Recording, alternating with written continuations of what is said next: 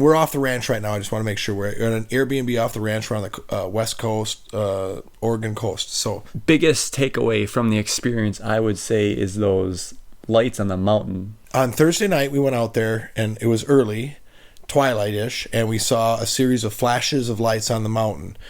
And it went on for about 20 minutes, maybe half hour. There wasn't any pattern. It would like stop for several minutes at a time, and then all of a sudden you'd see some flashes. Well, Friday night we got rained out. We talked about that. That was a total. Yeah. And then, well, it quit raining, and that's some other people had experiences, they said, that night. But yeah, but we didn't. We actually looked at the forecast and said, oh, it's going to rain all night, so we just wrote it off. Yeah. Yep. Yeah, we gave up and decided we were going to get some good sleep and stay up late the following night. So anyway, the following night, same sort of thing happened like on Thursday. Early on, there was, again, flashes off the mountain, but they weren't nearly as robust nor as prolonged as they were on Thursday night. And that, Dan, when they were calling in orbs, I took some photos, and I got some, what some would say are orb photos. I'll put it that way. Yep. It was pretty peculiar because I would just go out there and they were calling in orbs, and I had my camera. I'd take a picture like every 5 seconds or so. And you had the old style digital camera that picks these up. Like cell phones won't pick these up. I deliberately brought my older style digital camera because I had heard that does better. And it was weird because people were standing out there, and I'd take 3, 4, 5 pictures, and all of them would be clear except for one, and you'd see like a bunch of what people would call orbs. The lights on the mountain, Dan, I don't have a great explanation. We tried to get up there. yeah, we mentioned this before. I mean, we drove for hours on these forest roads trying to get up there, and we weren't even close. We were miles away from where these would be. Yeah, it was like we were up there. These roads, you can only go 10, maybe 15 miles an hour. Yeah, 20 There's tops. some rocks and that kick up. There's some washouts. You got lumberjacks giving you dirty looks. We had a bunch of lumberjacks kind of, not harassing. They weren't harassing us, but it was just really coincidental. How they kept showing up where we were at that day, that afternoon. So anyway, so that was good. And I will say too, and Dan and I have had some kind of conversations off camera about this, is that we did have some feeling that there were some very overly eager people, and that I think could how do I put this? And I want to be nice about it. I just think that they you get that many people together, everybody's having experiences. It's easy to say, oh, look at that, that's a UFO, when it could be a satellite or something simple. Or simple. I think people were awfully eager to just instantly attribute everything, not everything, but a lot of things that were happening to paranormal or spiritual or just things. And you lay down, you look at the star, your eyes can play tricks on you, and things look like they're moving, they might not be. So anyway, there was that element there too. But overall, the experience, I feel like I'm a better person, a different person. I learned so much, met some awesome, great people, Dan. I mean, for sure. There's a lot of them. Yeah, just some great people. And even like James, like you have a feeling when you like see these people, like these celebrities, quote unquote. I put that because they're whatever mid-tier celebrities. Or whatever.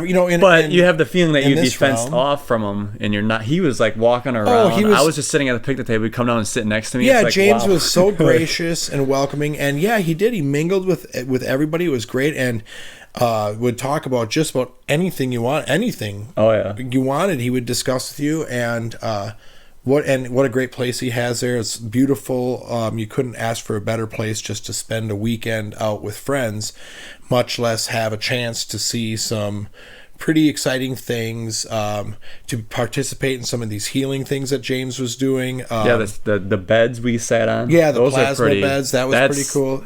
There was something going on there. And whether or not it was all in my head or not, what it didn't matter. There was definitely some different kind of feelings there when I was in that. So it was a great time. I do recommend it because go there, have your own experience. Interact with the folks. Everybody's friendly. I mean, there wasn't a bad soul there. And I've been getting synchronicities like crazy. I just looked at the clock right now. It's 11:44. Oh my god! Okay, that number's been popping up so much. Yes, yeah, absolutely. That's yet again. Our flight leaves tomorrow at 11:44. Oh yeah, so, and it's flight number 11. No, it's not. I made sure of that one. You already checked that one. Thanks, Dan. Yeah. At one point, we came across a camper said there was Bigfoot tracks behind where he was camping in his tent. Yep. We went and took a picture of him, looked at him. So what did you think of that, Pete? Because you see this stuff all the time. Well, your area. Yeah. I guess I wouldn't necessarily say I see this stuff all the time, but it definitely is my area of interest. And okay, so back to the tracks. There was obviously some depressions in the ground, and I could see it. It was it was soft ground, but covered with a layer of pine needles. Okay, a decent thick layer of pine needles. This was after a rain. Yeah, and this was the very next day after, I don't know how many inches they got. They had to have gotten an inch or two of rain at least easily, that night. Yeah, a couple inches of rain. It was torrential there for about 45 minutes. You could definitely see depressions at, I didn't have a tape measure on me. I'd say about 4 or 5 foot increments or strides through the woods. And they were big strides. Yeah, and I took one, I dug out some of the pine needles around it, kind of felt, and it's like, had the general shape. Inconclusive, I can't say either way, but it certainly was peculiar and interesting. And do you think a guy was out there freaking? No, I don't, but not deliberately doing, like, say, Sasquatch footprints, but was there a guy out there just walking around at the ranch? People are roaming. Who would walk barefoot through that back part? Because they're gonna step on something. Yeah, because I will say it certainly didn't look like a boot or a shoe print. That's for sure. Because it had like its own, the tracks or the depressions, I'll call them. It was not like flat footed with a boot or anything like that. I mean, it had very kind of unique depressions, not very even at all. I was waiting for a light up UFO myself. That was the major thing I went there for. Where they shine the laser on these things that look like satellites, so they're going straight and they just light up. I wanted to see that, didn't get to see that.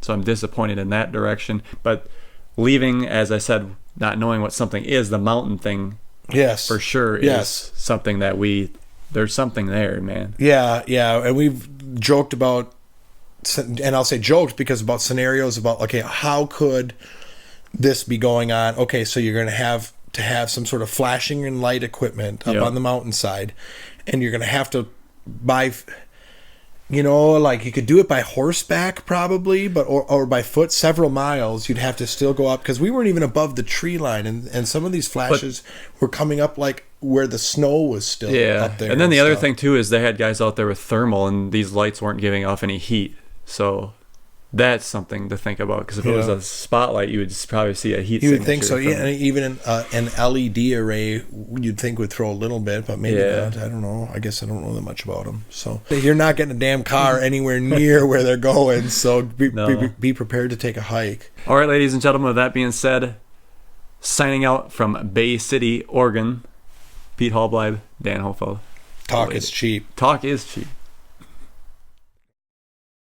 All right, ladies and gentlemen, that is it for this episode. Talk is cheap. Dan Hofeld, Pete Hallbleib, signing out from Oregon, Wisconsin. Later. Oregon, Wisconsin. That's awesome.